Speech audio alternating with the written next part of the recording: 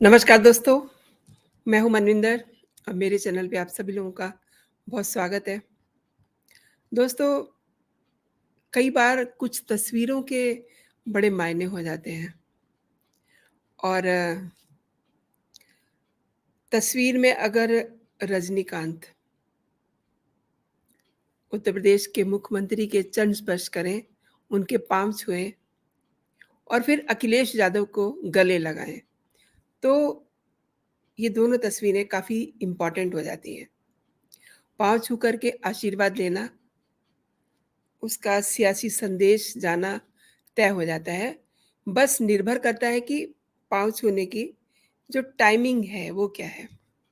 आज इसी पे बात करते हैं कि सुपरस्टार रजनीकांत ने योगी आदित्यनाथ के पाँव छुए और अगले ही दिन अखिलेश यादव को मिल कर के उन्होंने उन्हें गले लगाया। दोनों ही तस्वीरें, दोनों ही इवेंट, दोनों ही मुलाकातें बहुत ही इम्पोर्टेंट हैं और उसमें जो तस्वीर है गले लगाने वाली और पैर छूने वाली, उनको लेकर के सियासी गलियारों में काफ़ी सारी चर्चा शुरू हो गई है। दक्षिण फ़िल्मों के सुपरस्टार रजनीकांत ने शनिवार को उत्तर प्रदेश के मुख्यमंत्री योगी आदित्यनाथ से मुलाकात की थी। मुलाकात के दौरान उन्होंने सबसे पहले जैसे ही उन्होंने अ, मुख्यमंत्री को देखा, वो झुके और उन्होंने उनके पाँव छुए। The very next day Uttar Pradesh के पूर्व मुख्यमंत्री अखिलेश यादव से वो मुलाकात करते हैं और उनको गले लगाते हैं। अब दोनों बातें, दोनों घटनाएँ, दोनों इवेंट, दोनों मुलाकात मैंने आपसे बताए हैं। लेकिन आप ये देखिए कि सामाजिक जीवन में इसको शिष्टाचार के नज़रिए से देखा जाता है, लेकिन बात जब दक्षिण भारत से भारतीय जनता पार्टी से लेकर के अब जो नया एक गठबंधन बना है an INDIA dot dot dot company, उसको मजबूती देने की बीच में ये जो हुआ है, चरण स्पर्श करना और गले लगाना, तो इसका इम्पोर्टेंस बढ़ जाता है क्योंकि डॉट डॉट कंपनी जो है वो भी अपनी मजबूती के लिए छटपटा रही है। हालाँकि दक्षिण भारत में भारतीय जनता पार्टी भी अपने आप को इस्टैब्लिश करने के लिए हाथ-पैर मार रही है। अब दक्षिण भारत में ख़ास तौर से तमिलनाडु में पाँव छूकर न सिर्फ़ सियासत मज़बूत होती आई है, बल्कि सत्ताधीश नेताओं में शामिल जयललिता से लेकर के करुणानिधि तक का दोबारा राजतिलक भी होता आया है। ऐसे में योगी के पाँव छूने वाली तस्वीर राजनीतिक जो जानकार हैं, जो एक्सपर्टीज़ हैं, उनका ये कहना है कि ये तस्वीर, ये इवेंट, ये मुलाकात एक बड़ा रोड मैप तैयार करने वाली तस्वीर है, मुलाकात है। और उनका ये भी कहना है कि लोकसभा के चुनावों के लिहाज से योगी आदित्यनाथ के पाँव छूने से जहाँ दक्षिण भारत के सियासी मैदान में अपने सभी सियासी समीकरण पार्टी मजबूत कर सकती है, वहीं अखिलेश यादव के गले लगने, उनको हग करने से, उनको जफ्फी डालने से डॉट डॉट जो गठबंधन है, घमंडिया गठबंधन, इंडिया गठबंधन, कुछ भी कह लीजिए, उसको भी मजबूती मिलने के आसार हो सकते हैं। सब कयासबाज़ी है। बात ये भी है कि रजनीकांत की किसी बड़े सियासतदान के पैर छूने की ऐसी तस्वीर मैंने तो कभी नहीं देखी। आपने देखी हो या आपने नहीं देखी हो, आई डोंट नो। लेकिन इस तस्वीर को गहरी सियासी नज़र से देखा जा रहा है, यूँ कहिए कि आँका जा रहा है। हालाँकि अखिलेश यादव का गले लगाना भी इस वक़्त सियासी नज़रिए से इसको आप अंडर एस्टिमेट नहीं कर सकते, क्योंकि रजनीकांत का तमिलनाडु से लेकर के दक्षिण भारत के राज्यों में काफ़ी बड़ा जनाधार है। लोग उन्हें मानते हैं, उनकी से की वैल्यू है, यानी कि उनकी फैन फॉलोइंग है। इसलिए भाजपा भी इस तस्वीर के सियासी मायने को दक्षिण भारत में अपनी चुनावी बिसात बिछाने में इस्तेमाल कर सकती है और अखिलेश यादव की तस्वीर भी उनके सहयोगी स्टालिन को तमिलनाडु में मजबूती दे सकती है। ऐसा भी लगता है कि अगर दक्षिण भारत में खास तौर से तमिलनाडु, कर्नाटक, तेलंगाना, आंध्र प्रदेश और केरल के हिस्सों में वहाँ के सुपरस्टार रजनीकांत के पाँव छूने को सामाजिकता के बंधन में लपेट करके सियासी तौर पे आगे बढ़ाया जाए, तो भारतीय जनता पार्टी दक्षिण भारत में एक बड़े जनमानस तक अपनी रीच बढ़ा सकती है। और कुछ ऐसा भी सोच रहे हैं कि रजनीकांत ने अपनी सियासी पार्टी का वजूद भले ही उसको बना के नहीं रखा, बरकरार नहीं रखा, लेकिन उनकी उनकी जो है ना, जो उनकी अपील है, उसमें हमेशा दम दिखाई दिया है। उन्होंने जो भी कह दिया, उसको लोग मानते हैं।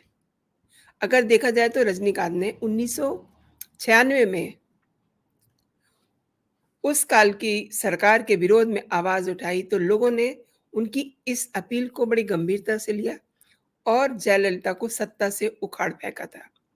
ये बात कोई भूला नहीं होगा और 1996 में बनी करुणानिधि की सरकार बनने के पीछे सबसे अहम पहलू फ़िल्म स्टार रजनीकांत की का जो मजबूती से समूचे तमिलनाडु में सत्ता पक्ष का विरोध करना शामिल था। इस बात को करुणानिधि एक भरी सभा में एक्सेप्ट भी कर चुके हैं। उन्होंने माना कि ये वजह उनकी जीत की यही है। वो मानते हैं कि दक्षिण भारत में इस वक़्त किस तरीके से भारतीय जनता पार्टी अपने पाँव जमाना चाह रही है, उसमें पार्टी को एक नैरेटिव जिस तरीके से पाँव जमाना चाह रही है, उसमें योगी आदित्यनाथ के पाँव छूने की तस्वीर भारतीय जनता पार्टी को एक ऐसे नैरेटिव सेट करने के लिहाज से काफ़ी इम्पोर्टेंट मान रही है। एक बार अगर नैरेटिव सेट हो जाए ना, तो फिर लोगों की सोच, लोगों का नज़रिया वैसा ही हो जाता है।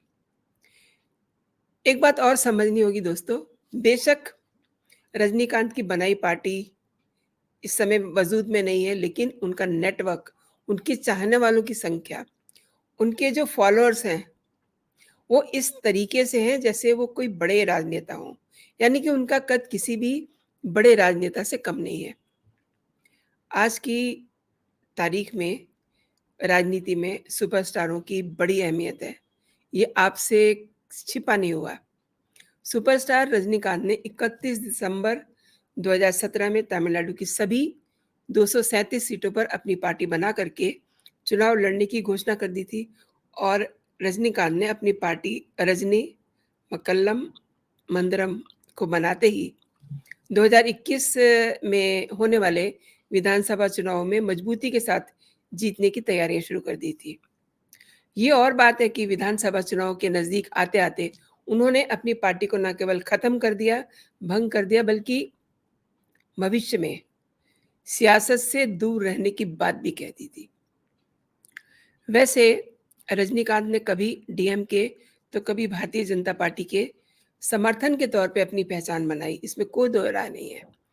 हालाँकि दक्षिण के अन्य सिने स्टारों की तरह सक्रिय रूप से उस तरह राजनीति में नहीं आ पाए। कौन? रजनीकांत।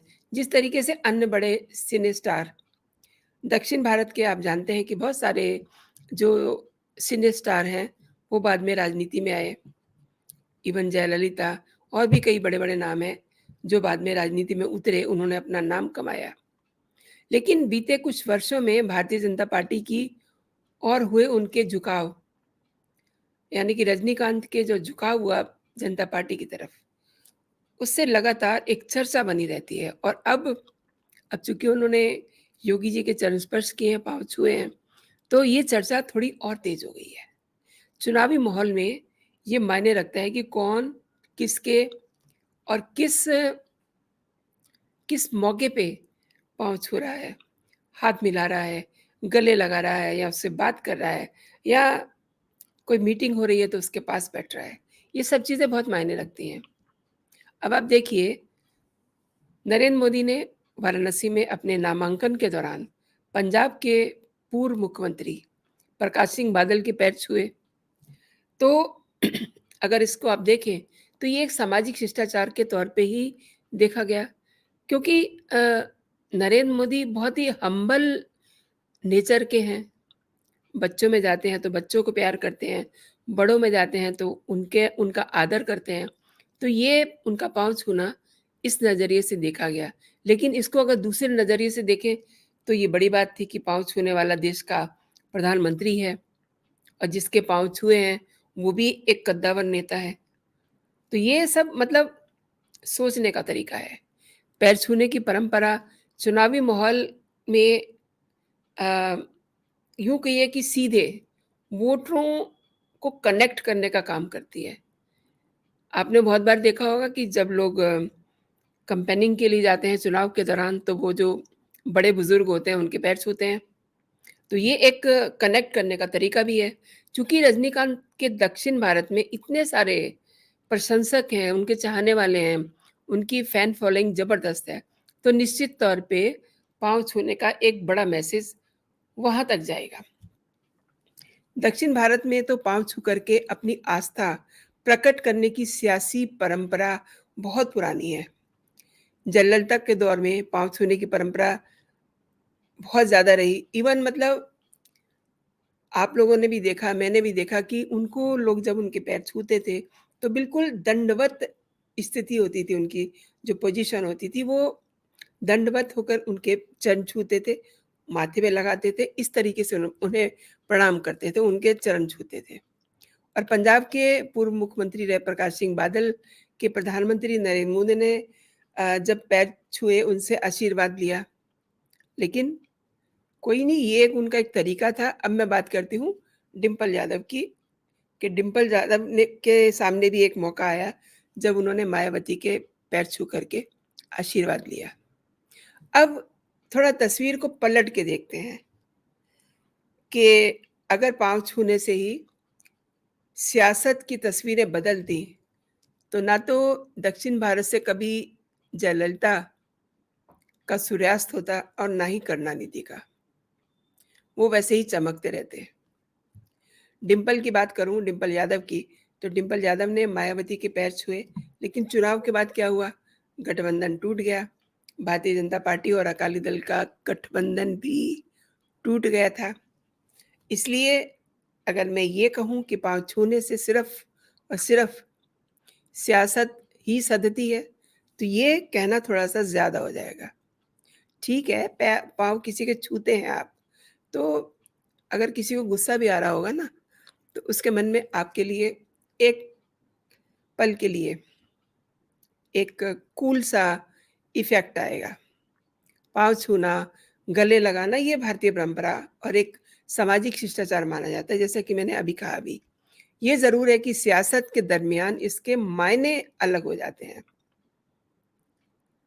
अब ये देखिए कि अभी हाल ही में हमने देखा, सदन में प्रधानमंत्री नरेंद्र मोदी ने खुद इस बात को अंडरलाइन किया कि अगर वो पसीना भी पोंछते हैं, तो विपक्ष कहता है कि देखिए, हमने मोदी के पसीने छुटा दिए।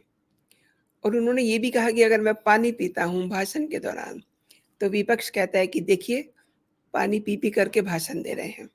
यानी कि जब चुनाव होता है, तो हर चीज़ के मायने निकलते हैं। आप किसके साथ बैठ रहे हैं, किसके साथ बात कर रहे हैं। आपने अगर एक से दूसरी बार सियासी गलियारों में किसी को फ़ोन कर दिया, तो उसके भी मायने होते हैं। हम लोग खुद उस पे खबर बनाते हैं।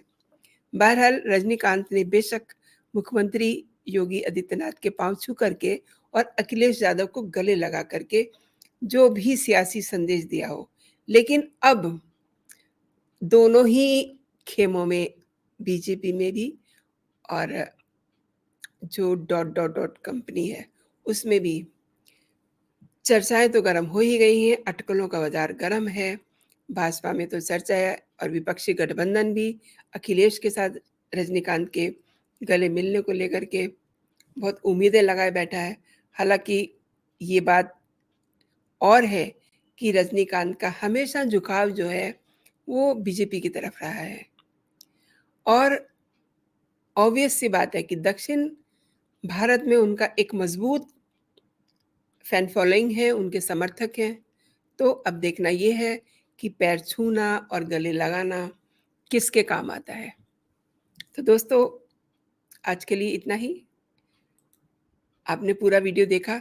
मैं चाहूँगी कि अगर आपको ये वीडियो पसंद आया तो आप इसे अपने दोस्तों में शेयर ज़रूर कीजिए, फॉरवर्ड कीजिए, और अगर अभी तक आपने मेरा चैनल सब्सक्राइब नहीं किया है, तो सब्सक्राइब कर लीजिए ताकि मेरा हर कंटेंट आप तक सबसे पहले पहुँचे।